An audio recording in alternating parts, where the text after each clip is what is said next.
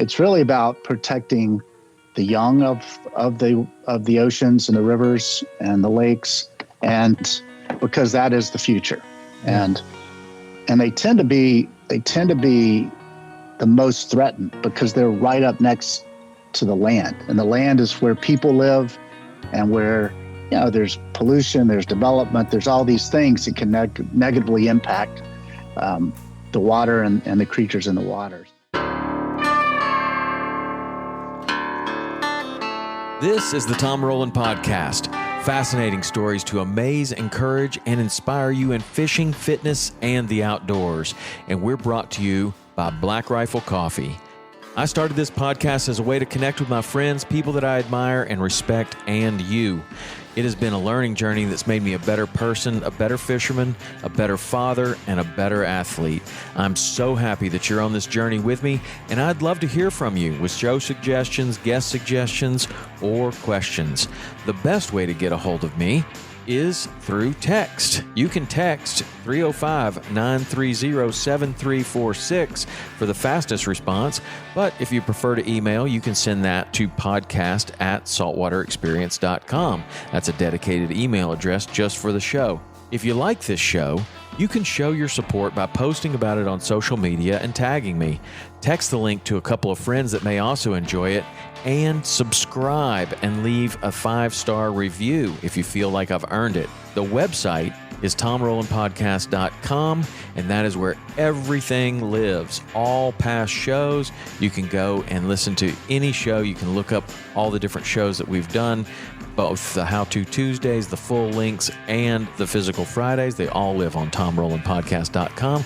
And the social media is Tom_Rowland, ROWLAND, on Instagram, or you can go to our big account, Saltwater_Experience. I hope to hear from you soon. So now let's get on to today's show. Hi, I'm Al Perkinson from Bajio Sunglasses on the Tom Rowland Podcast. Al, what's up? How are you? Doing great. How you doing, man? Man, I am doing great. It's a beautiful day in New Smyrna Beach. Is that right? It's like 80 and sunny. It's awesome. Love it. That's awesome, man. So, wow. I right before this, I was doing a little homework. I looked on your website, and I also went back and looked at the show that we filmed. And I didn't think it was that long ago, but man, did I look young, and Rich looked young. You looked young. We all looked young. It's been a while, but I didn't realize that it had been that long. But since then, man, you have gone on quite a journey to where Bajio is today, and it's incredible, man. How did this start for you? As far as I look back at where you were before. You had some banking in your background as far as your LinkedIn profile was concerned. But how does it go from that to getting into the fishing industry, and then to Bajio today? Yeah, I guess it has been a long journey. I don't usually stop and reflect. It's just sort of going forward all the time. But it is fun, on occasions like this, just to sort of think back a little bit. And I think I've always been in search for that situation that was ideal for me, that really created the purpose that I felt like I needed in my life. And, for a lot of us, we never really find that. And I've been lucky enough, I think, with Bajio for it all to come together. And so it's really gratifying and super fun. I think back, I've always wanted, I think, to do 3 things with my life. One is to use my life to do good. And, even without a very specific definition of what that is, but just, be selfless to a certain degree and use whatever resources I have, or, whatever talents or skills I might have to make the world better, to help people.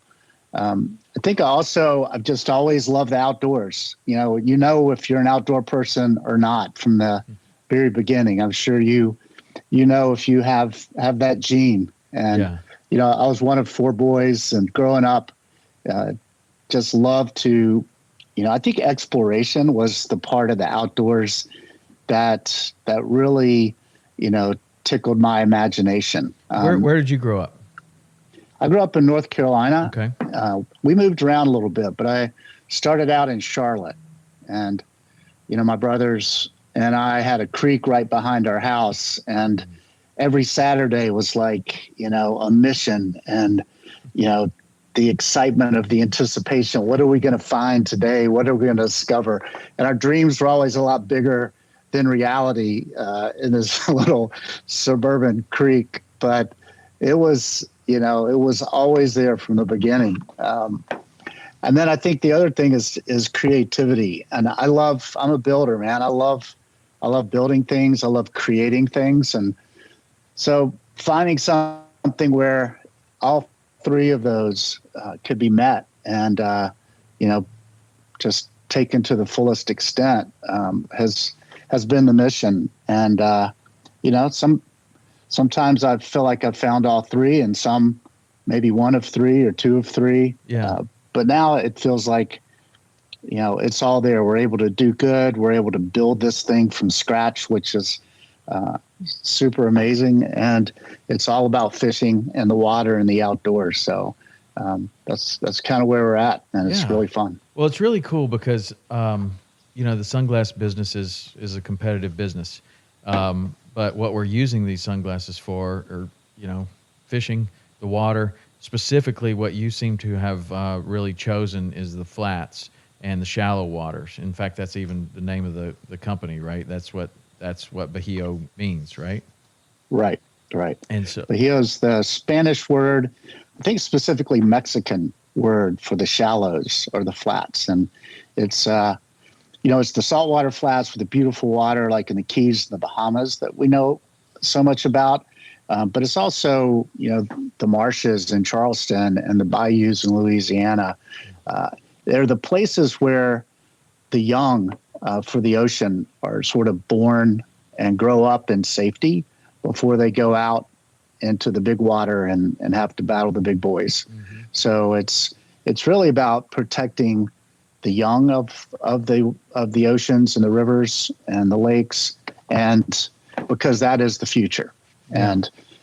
And they tend to be the most threatened because they're right up next to the land, and the land is where people live, and where there's pollution, there's development, there's all these things that can negatively impact the water and the creatures in the water. So that's kind of where we've chosen, from an intellectual standpoint and a conservation standpoint, that seems to be the area that has the most need, where we can put our resources. But it's also just where we love to fish the most. Mm-hmm. I mean, Marguerite and I are most at home. We're on a panga in some foreign country fishing for permit or bonefish or tarpon or barracuda. Is probably our favorite at this point. Yeah. But I love the cuda fishing. That's so fun.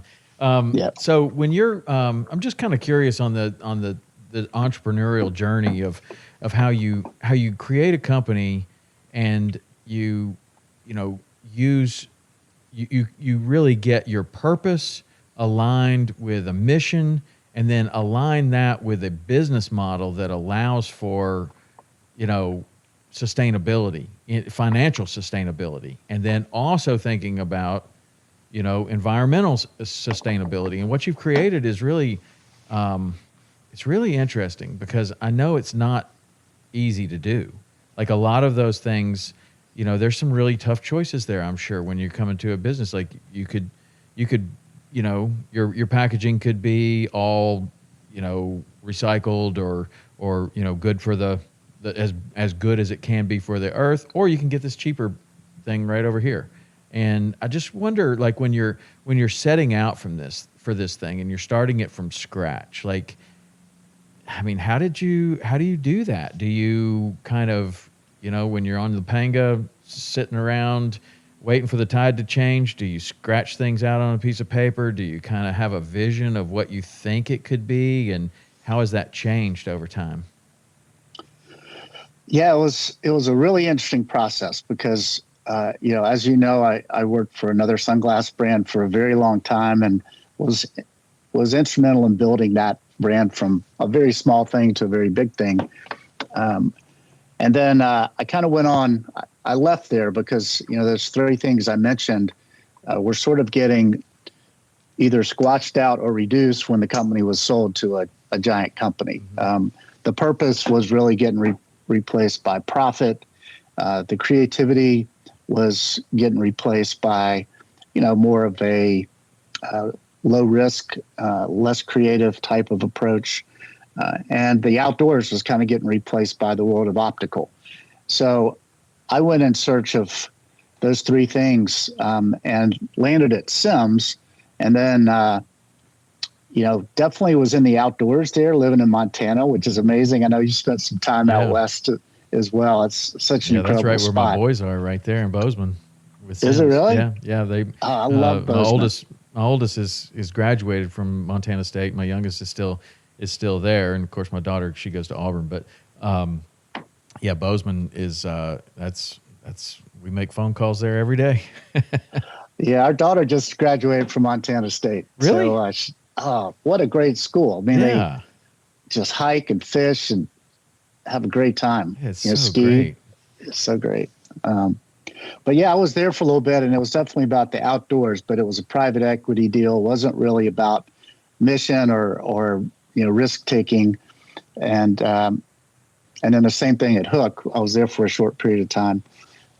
So we decided that if we really wanted to have the life we wanted to have and be able to do the things we wanted to do, we were going to have to start our own company. So that's really the first part, I think, of the journey, is just selling yourself and convincing yourself that you can do it. And then convincing your wife and your family that they can do it too. And, Marguerite is my pure partner. So we do everything together. But that was the first choice. And then, I'd never raised money before, and I didn't have a big bank account to rely on to fund the thing. So I had to go out and ask people for money. And luckily I found a guy who knew the mechanics of doing that. He's like, you bring me the people and I'll sign them up and get it done. And so we started doing that. And I was surprised at the reception. It was, we just had a loose concept, but a lot of people were like, yeah, we're on board. We get it. And, but then COVID hit. And so everybody put their checkbooks away and said, let's just wait a few months and see how this thing plays out. And we were living in Charleston at the time and, kind of locked in our house. And I had a office upstairs that, we would open the windows and the trees were rustling outside and it was just like this peaceful place, sit up there with my dogs. And what I decided to do was to just imagine and not be like fettered by any can'ts or, it's not the smart business thing, but just dream and imagine. And I just started like writing stuff down, pulling pictures off of, Adobe and, creating these boards of pictures and stuff. And then I'd be up there all day. And I remember I would come down at the end of the day, like 5 or 6 o'clock, grab a cocktail. We'd put the PowerPoint up on the big screen TV and I would make Marguerite sit through the presentation and she would criticize and be like, no, and, or maybe do this, or I like that. And then we did that for like 3 or 4 months. And I said, look, let's just imagine and see what that looks like. And then maybe it'll happen, or maybe it won't. And it was crazy that almost everything we imagined, once we put it up there, it became doable. It wasn't really that hard. And so this thing, we've improved, we've made changes, but it's basically what we dreamed about up in that office in Charleston during COVID.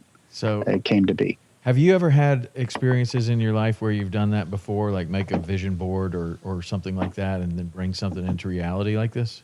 Do you have experience with that? Yeah, I think that's kind of how I've operated. It's the vision first. Yeah.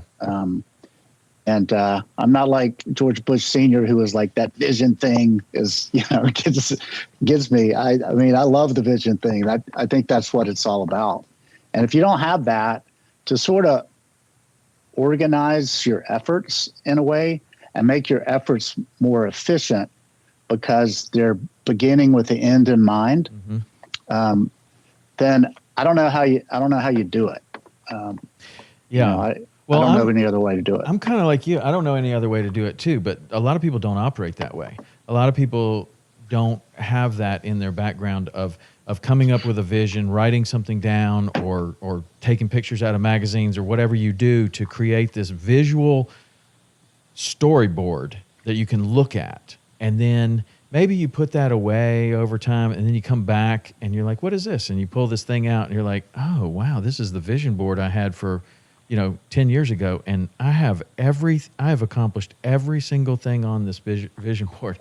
It is astounding, and it's amazing. But so, would you think that? Obviously, the way that you tell that story, COVID actually was a time for you to reset, refocus, and really delve into this vision and work on it. I mean, that actually turned out to be a really productive time for you. It really was. So, very fortunate. And it was just a time where, I did have a couple of consulting projects I was working on, and they were in the fishing world, so it was all related.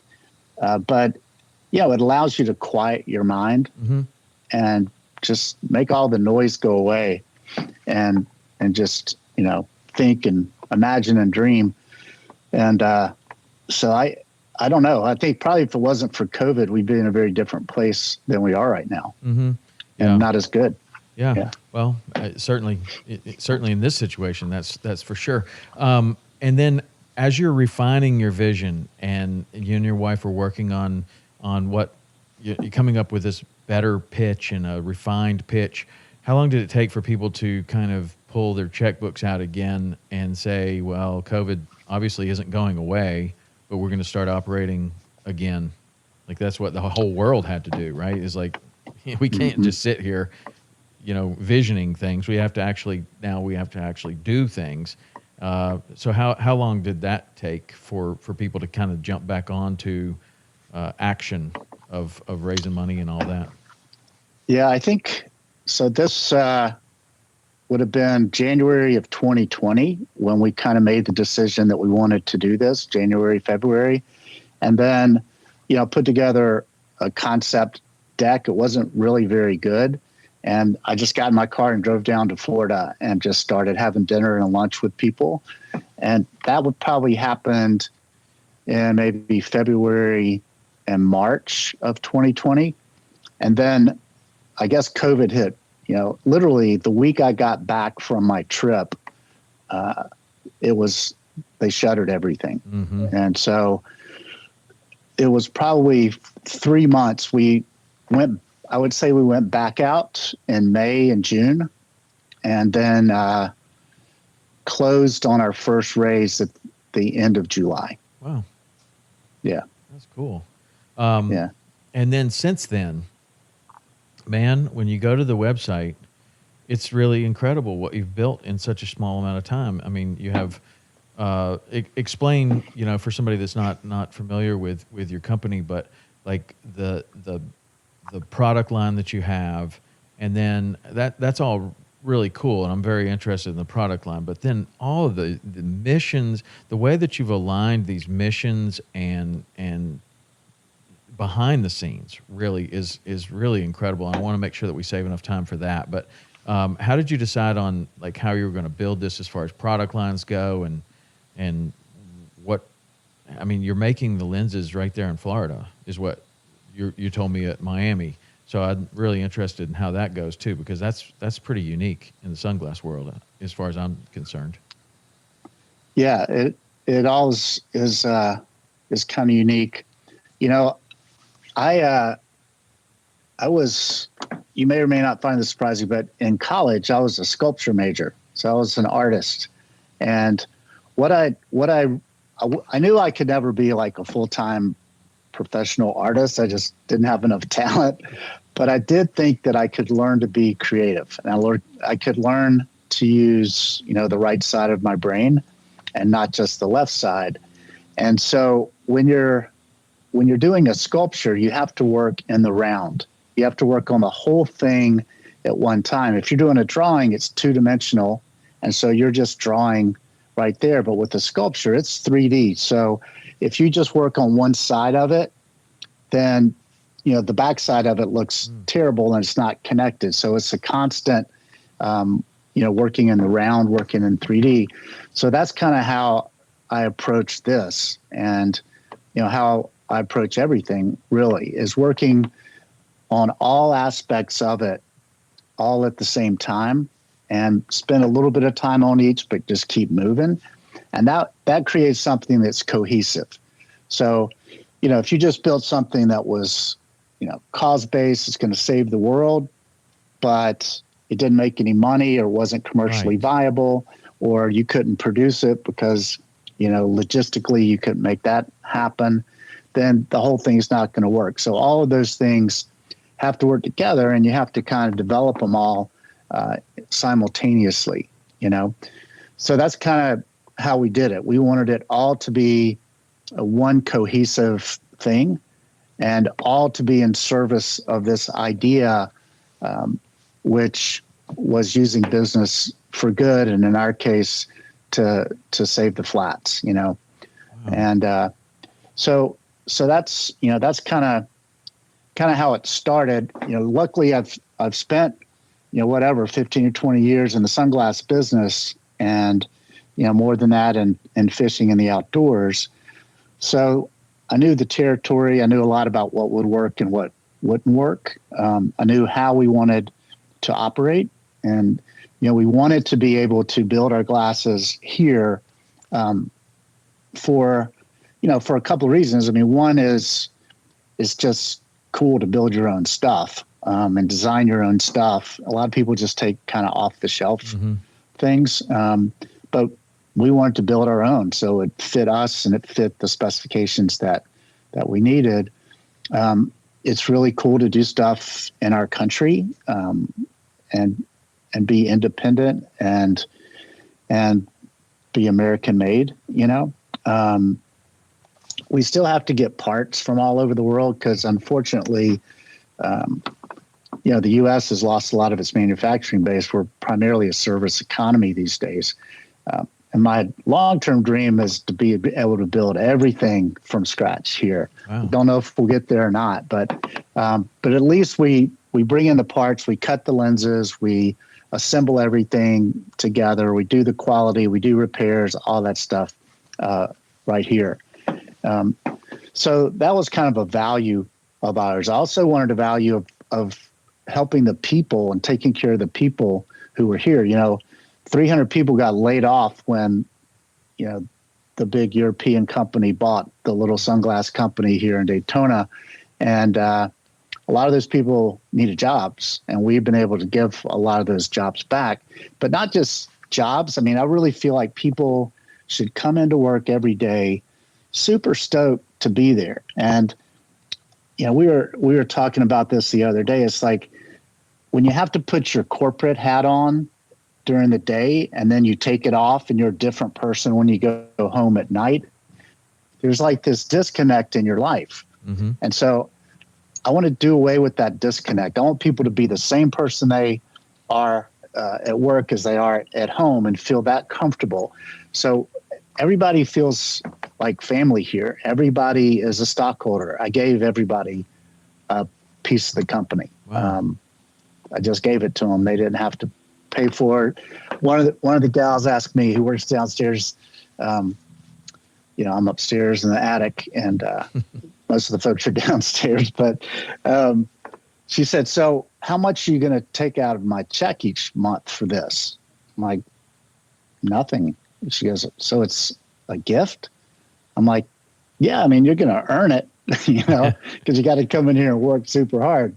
But yeah, you don't have to pay for it." And she was like, "Damn, thank you. That's That's really nice. Yeah. So I think that, and then we have little things, I mean, we've got dogs running around, we got kids running around. You wear flip flops or barefooted. We get together every Friday. Hopefully it'll grow to more often than that, but for a little family lunch, and we all sit down around a big table together and eat lunch that the company pays for. So, creating that environment and that culture, where people feel heard and nobody's afraid to speak up and say what they think, and to tell me I'm crazy, which happens quite regularly. So creating that environment was another piece that was just a value set that we wanted to have. Right.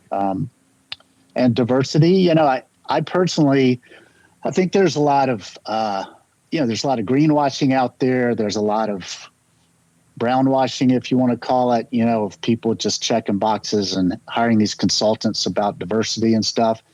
But I love having a diverse workforce, people who have different accents and different skin colors. It's just richer. It's more fun, and it's just something I enjoy. So we kind of made it a point to bring in people. And in our little company, we probably got 20, 25 people here now.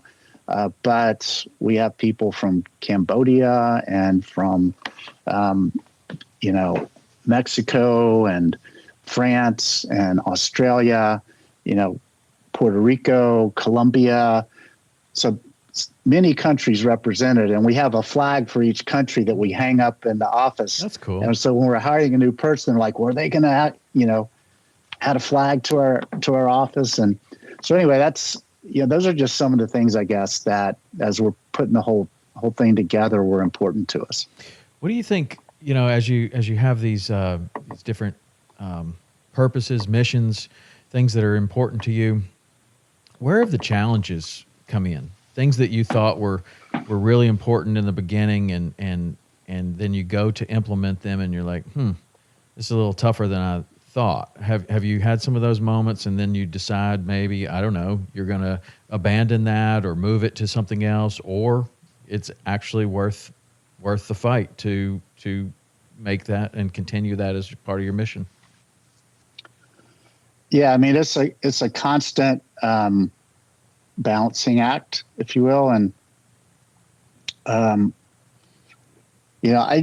kind of a purist in a lot of ways and a bit idealistic. And, when you own the company and run the company, you can't sometimes be quite as idealistic, and you need to be more pragmatic. But I think on the big things, and on most things, we've been able to stay true to what we wanted. And in a lot of cases, it's cost us a lot more.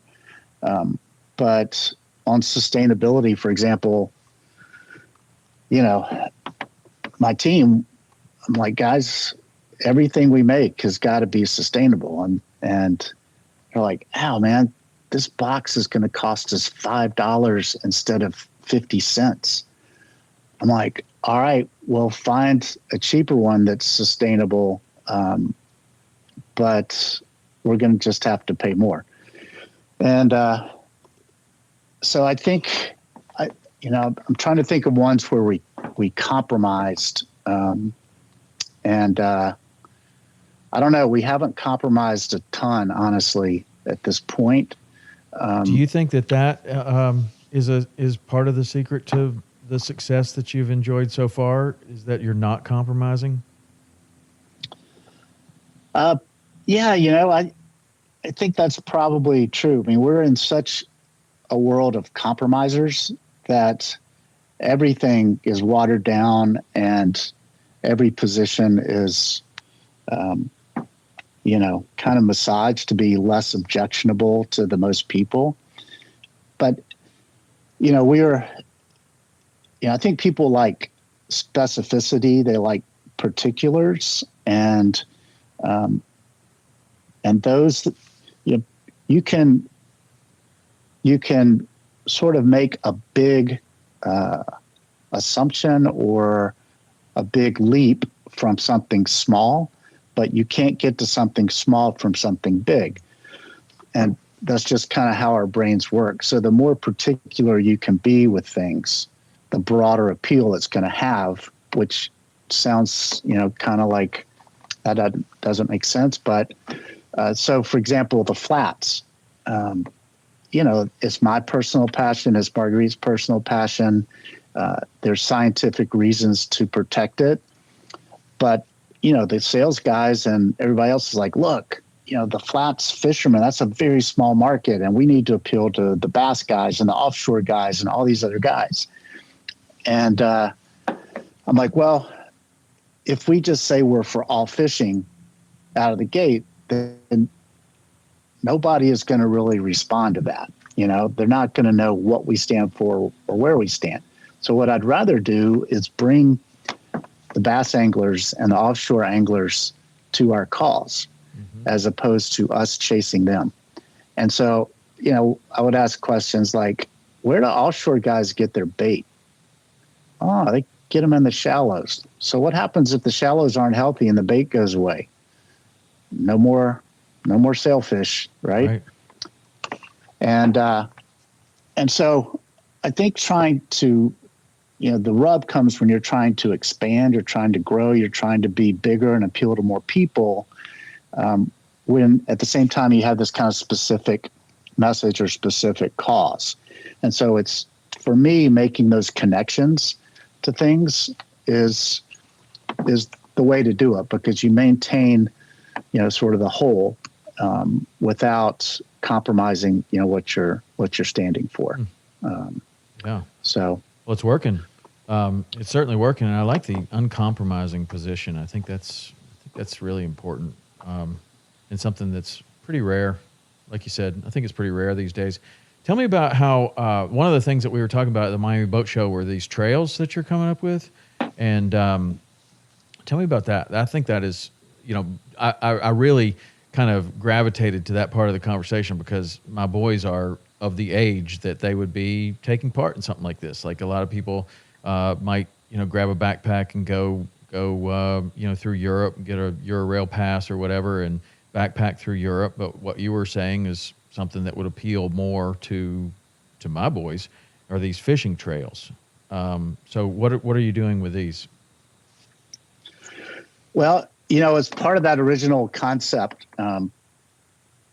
that, we hatched in Charleston up in the office, the inspiring young people has always been a really key point. Those related, the conservation of the flats and the inspiring young people are really related because, they're the ones that are going to have to carry the torch and are going to have to do the work going forward. And most of them know that, and some of them are kind of pissed off about it because they feel like our generation has really screwed up the world, and now they got to go fix it. And they just want to have some fun, and don't want to have to be a grown up when they're 20 years old and start fixing the world.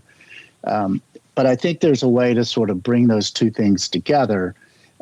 If we can bring in exploration and we can bring in the outdoors and just let them do their thing. Right. So one thing that struck me over the years is just, I've been fortunate enough to be able to travel to these really places and stay in these amazing lodges and, have these great fishing experiences and meet some of the local people and stuff like that.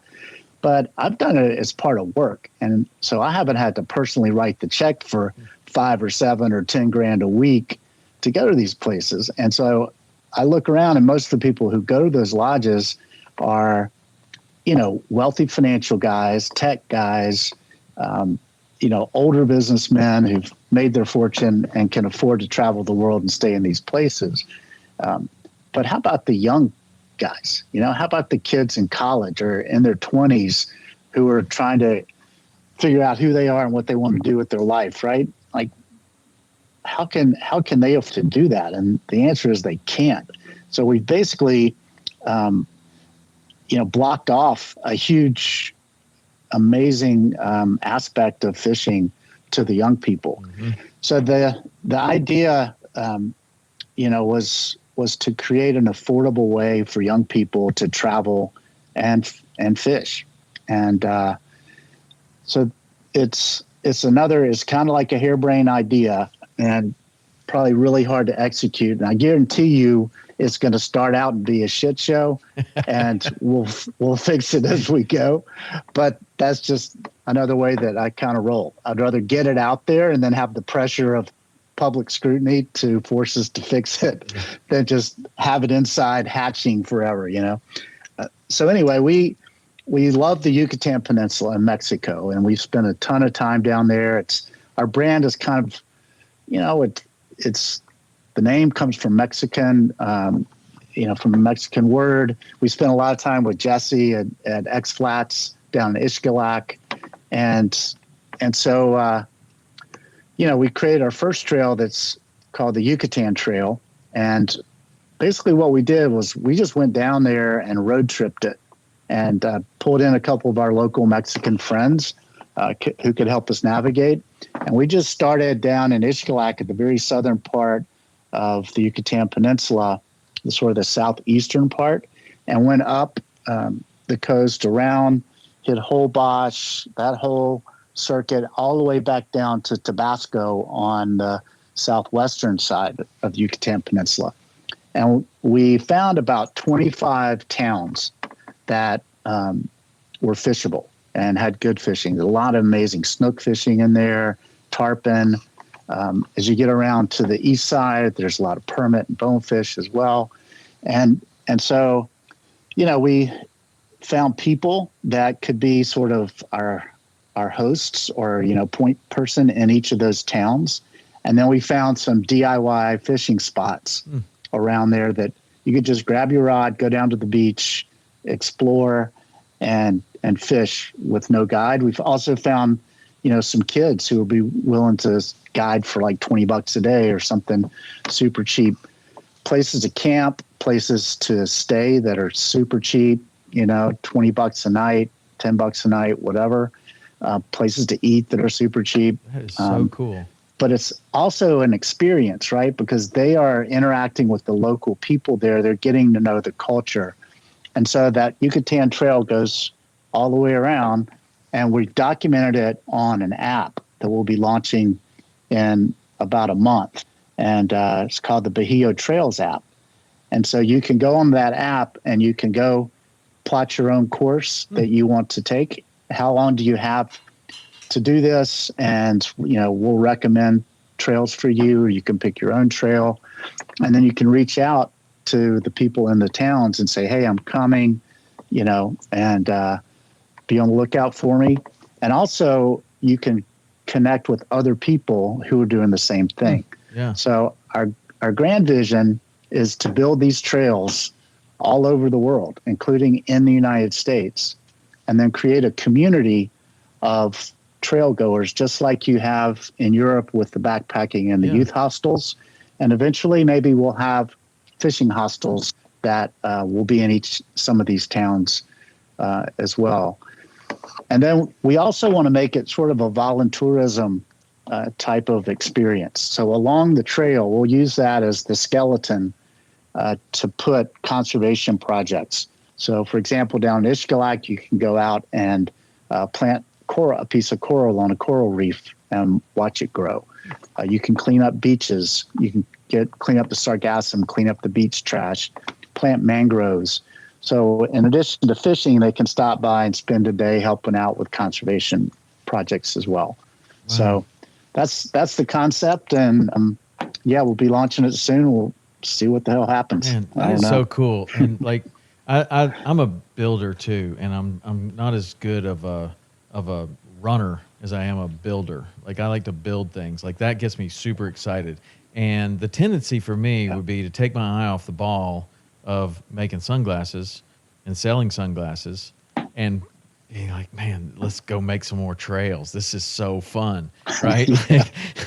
And I see that you have that tendency too, but somehow you have this ability to kind of balance these great ideas and not not go too far, but get them off the ground and get them moving, but not take your eye off the ball of, what drives all of this. And that's what's interesting about like what you're doing. And it kind of reminds me a lot of like Elon Musk. Elon Musk is super smart, right? And there's a lot of super smart people out there, but a lot of the super smart people aren't marketers. They're not communicators. They're not people that can raise money. They're people that can build incredible things, but they don't have this other side of their brain. Like you were talking about your right side, left side of your brain. And that's one of the things that I think that is so special about him is that he's able to, have this great vision, but then he's able to communicate it in a business sense and then build a company that, like people were like, oh, people aren't going to pay that much for a Tesla. He's like, well, they're going to have to, because otherwise we'll go out of business. And what good is it if we go out of business? Like, how are we going to pass the torch on to these young people to go on these trails and do all these things if we can't keep the sunglass company running? It just seems like a really difficult thing because there's only a few unique type of individuals that can pull that off, and you seem to be one of them. And it's a real, I think it's super interesting, and it doesn't surprise me at all that you were a sculptor or an artist, but you also have like a banking background and a business background.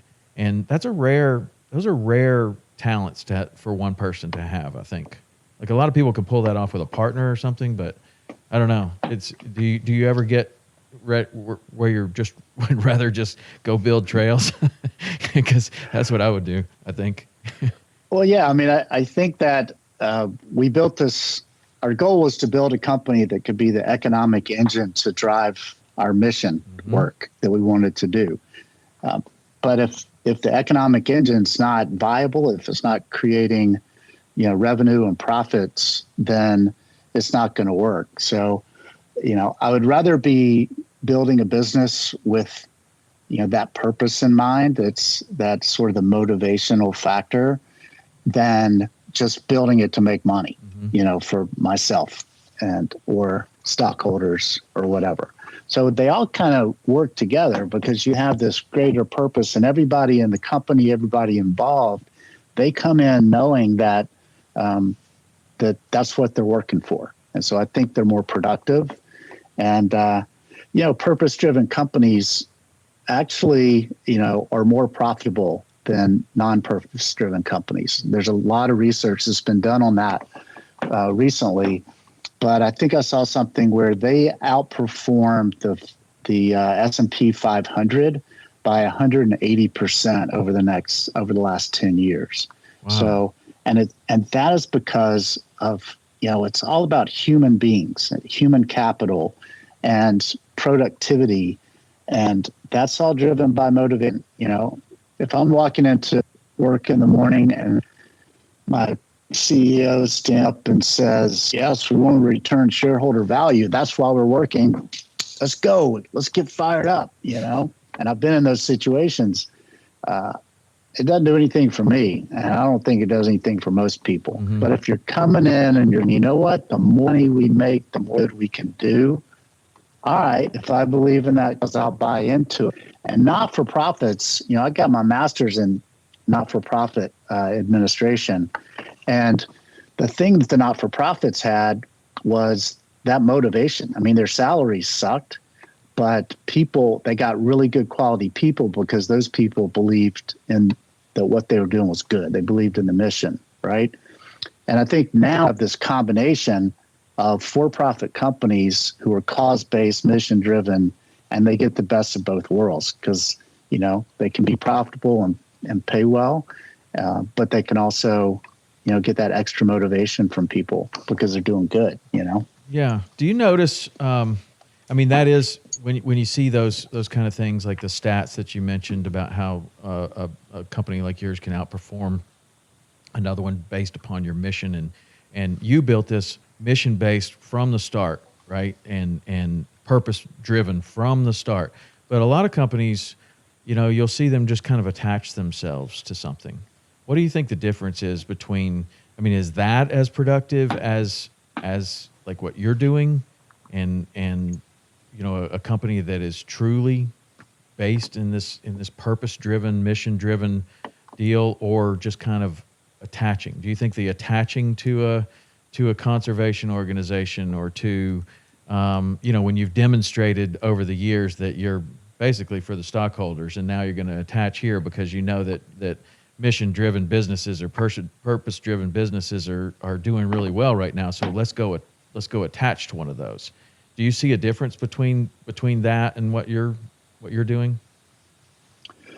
Yeah, and it's on the one hand, it's like, well, look, if they want to write checks for these organizations, awesome, and the only negative aspect I see to that is that it sort of taints the folks who are really in it for, maybe the right reasons or other reasons, because it's like greenwashing. All of a sudden, everybody's doing it, and so consumers, they just feel kind of have a bad taste in their mouth about it a little bit, feel kind of cynical, like they don't really believe that. They're just doing that because it's good optics, So, I don't really know the answer to it, but I do think that, for the employees within those companies, you have two very different experiences. And the ones in the big corporation that's greenwashing probably feel pretty cynical about the efforts. They may show up and, pick up some trash on a beach on Saturday because they feel like their manager would get pissed if they didn't. But it's more extrinsically motivated than intrinsically. And I do think that when you can motivate people intrinsically, that it's more powerful. It's, and it's better for everybody. And ultimately, it's a self-powering kind of situation, right? Yeah. Self-motivating, because you're creating something, you're planting something inside of somebody that's going to drive them no matter what the external situation looks like, right? Where it's, extrinsic motivation, it'll kind of work for a minute and then it'll go away till they get more, right, and go away till they get more. Right. It also seems like you might be attracting the right kind of people to you, like that's, I'm sure that's happening. That people are like, I'm looking for something more. I'm looking for something with meaning. This is something that I really want to be a part of, right? As opposed to, this is a company that I can get a pretty good salary and they make me drink out of a metal cup, or I don't know, whatever, right, whatever the flavor of the week is of the things that you can attach to. One of the things that I saw on the website was a 5-year plan, and it had something to do with the Odyssey. So tell me about the Odyssey team and where that fits into the purpose of Bajio. Yeah, it started out pretty broad, the idea of the Odyssey, with the mission being to, renew and help the flats throughout the world. So we went through Google Maps and started talking to my scientist friends. And what I found was nobody knows where all the flats are in the world. There's never been a book written that says, here's all the flats, Nobody's studied them as a special, type of environment, right? And so, my buddy Andy Danilchuk, who've been friends with forever, he's like, he's a professor at Ivy League school. He's like, I've been wanting to write that book forever. Maybe we could work on that together. So that's kind of where it started. And then we broke it up into different ways that we, wanted to help. So we identified all the threats in general that are hurting the flats. And then, started on the mission. And our first trip was down to Ixtlac, Mexico. And the next one was to Honduras and to, Guanaja, which is an incredible spot. Then we were scheduled to go to Cuba, and then they closed it off because of all the bad things happening there with COVID and riots and stuff like that. And so that mission it's still there. But I think what I've figured out and sort of refined it is it's become the trails. And so the trail system, it's a very concrete thing that it's our mission at each of these flats that we go to around the world, is to build these trail systems and then put all of the conservation and stuff on that. So it becomes kind of like the foundation.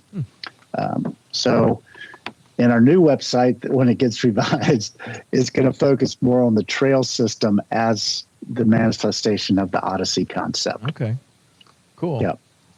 Yeah, that's awesome, man. And what is the kind of temperature when you go to these new places and you're trying to introduce this concept of the trails, and is that welcomed by the locals, or do they wonder what it is? Or I guess once you have one that you can show them examples of, like, this is what we do and this is how many people might come, that would probably help.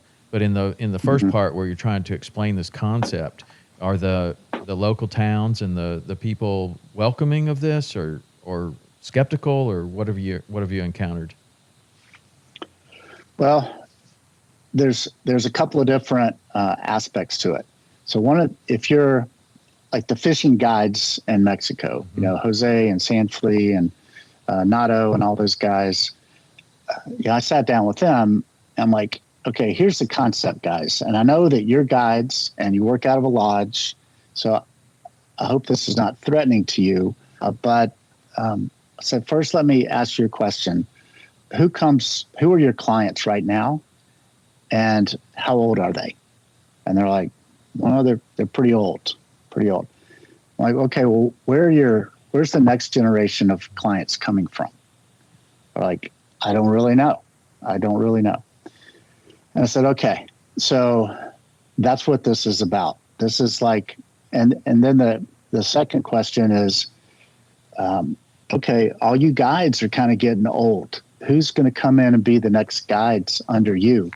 They're like, I don't know, man. A lot of the young people, they're not interested in doing this at all, right?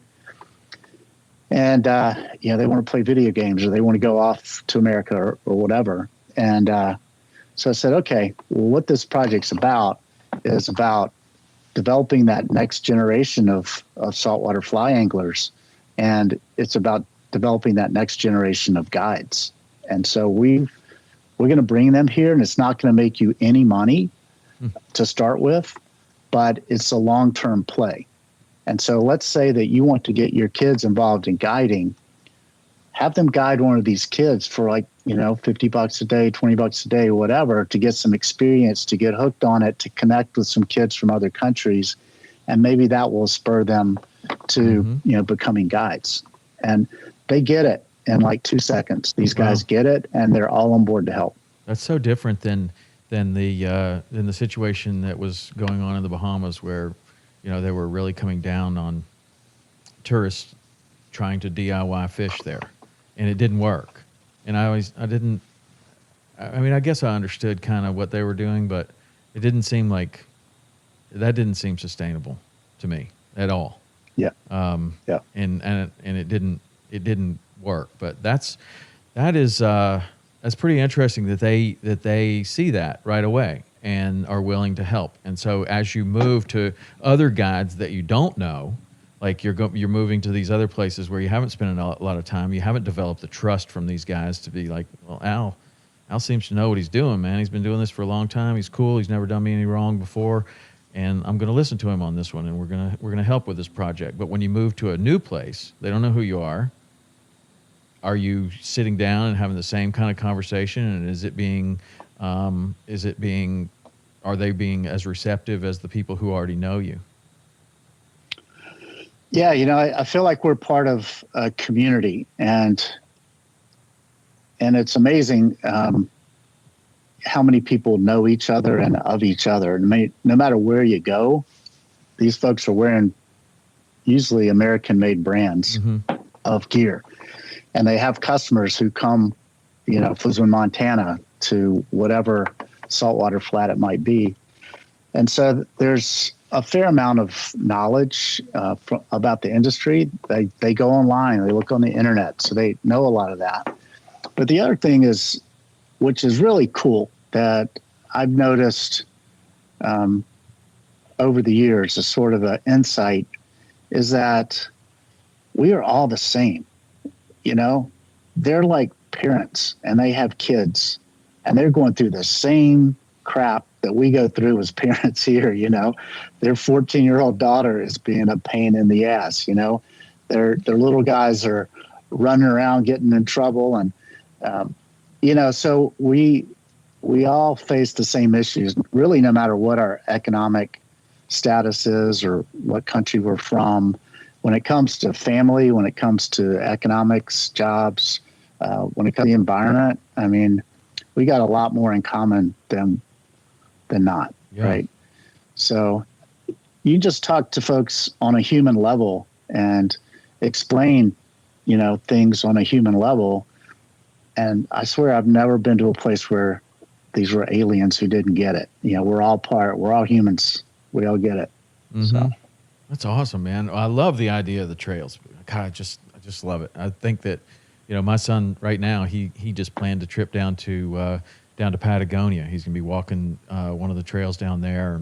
I mean, what he really wanted to do was find a place where he could walk and fish. That's what he set out to do. Mm-hmm. And you know, had this program been a little bit more mature, or he had knew a little bit more about it, or maybe your app had been out, or I don't know, maybe he knew somebody that had done this, he would have been a really good candidate to do this, because this is kind of what he wanted to do. He wanted to put on a backpack and walk and get out and see some cool stuff. And, you know, he'll sleep anywhere. He doesn't care.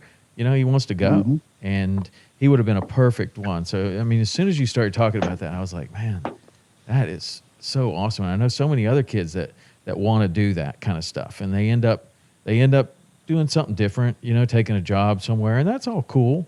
But what they really wanted to do was walk and fish, and that's what you're creating. It's super cool. Yeah, I mean, I do think that you know, not to get too philosophical about it, but when you're in that life stage of your 20s now, and it's the 20-year-olds of today are a little different than the 20-year-olds of yesterday, and that they sort of have delayed getting married and, you know, having kids and all of that until 30s. And in the 20s have really started trying to explore and find what they're passionate about and what they want to do.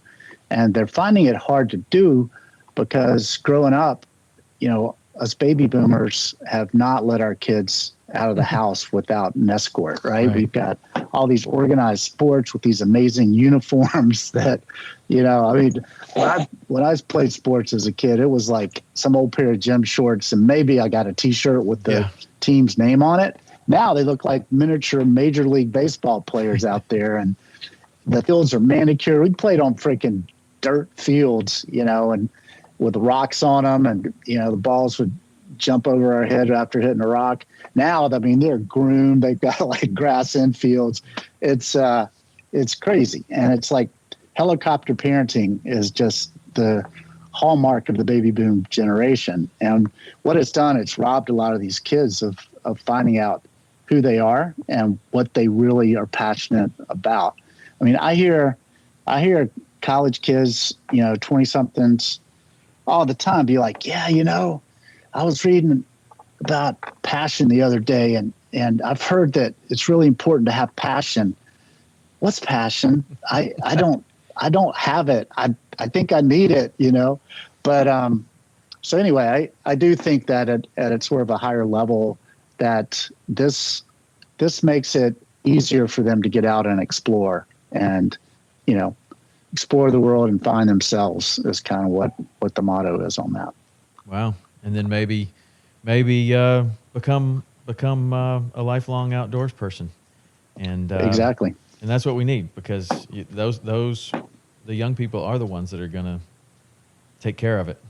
And I always think that, you know, it's so important to have people fishing and going outside, or hunting, fishing, hiking, backpacking, because they actually care and they actually know what's out there, as opposed to just not knowing about it. And it's one thing to say, well, there's less pressure, but there's also less voices. There's also less people taking care of the environment because they actually know what that swampland has. It's got huge bass in it, or this that marsh has tons of redfish in it, or this flat, that shallow water where you beach your jet ski. No, man, that's where the bonefish live. Like that's super cool. And otherwise, they don't know what's up there, and they really don't care.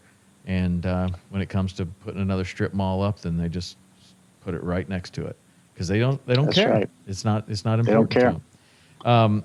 What's interesting about this whole story that you just told me in this whole conversation that we had is it all started with you going out looking at this creek as a kid. And you said that what was important to you was the exploration and the outdoors. And then you came full circle and you went all the way back to what's important to this company is the exploration and the outdoors. And it's just really cool to see that you manifested so much with, through COVID to build this company. But it seems like you've been manifesting it all your life. I mean, honestly, you're interested in exploration and the outdoors, and you're bringing that full circle to building something that is a vehicle for many, many other people, hopefully to experience the same exploration and the outdoors. It's pretty cool. Really cool. Well, thanks. I hope so. I hope it works. Yeah. Well, it's not without its challenges. It seems to be working, but congratulations, man. It's really cool to see, the success of this company in such a short amount of time. You're in tons of retailers all over the country. People are embracing it, and it really is, based upon a purpose and a mission that's close to your heart. That's super cool. Awesome. Right on. Where do people find, how do they find your website, and where do they find the product and support the company or buy a t-shirt or whatever they want to do? Yeah. I mean, on the trails thing, if, we want to make this sort of a crowdsourced deal. Mm-hmm. So if you have ideas like, hey, this would be a great trail and I'd love to help build it, then just contact me, Al at BajioSunglasses.com. Super, super easy. Love to hear from people on that. If you want to buy products or check them out, you just go to BajioSunglasses.com or go to, our Instagram or Facebook or whatever, and learn about us there. Pretty simple. Awesome, man. Well, thanks for coming on and telling your story. It's awesome. I'd love to have you on again, especially as this trail project matures and your app comes out. I just think it's the coolest thing ever, man. It's awesome. Well, thanks, Tom. I really appreciate it. Super fun conversation. Yeah, we didn't have to talk about details of sunglass business too much. Oh, so well, it was you didn't fun. even tell me about your super awesome lens that can help you see fish 10 feet further. Yeah, but you got we'll that get to too. that next time. Yeah. Yeah. Actually, I'm really interested in just the way that you built it, and just I think it's just super cool. Like that's how I've done things too, is just to have a vision, and then somehow that vision comes to life. I don't know exactly how it works, but you have the same skill or talent or special superpower. I don't know what you call it, but it's pretty impressive, and the way that you built this in such a short time is awesome. So good job. We'll get you back on again. And in the meantime, if you want to go check it out, Bajio Sunglasses. And if you got an idea for a trail, which you probably do, email him. All right. That's cool, man. Thanks, Al. Appreciate it. Thanks, Tom. And we'll see you guys next week.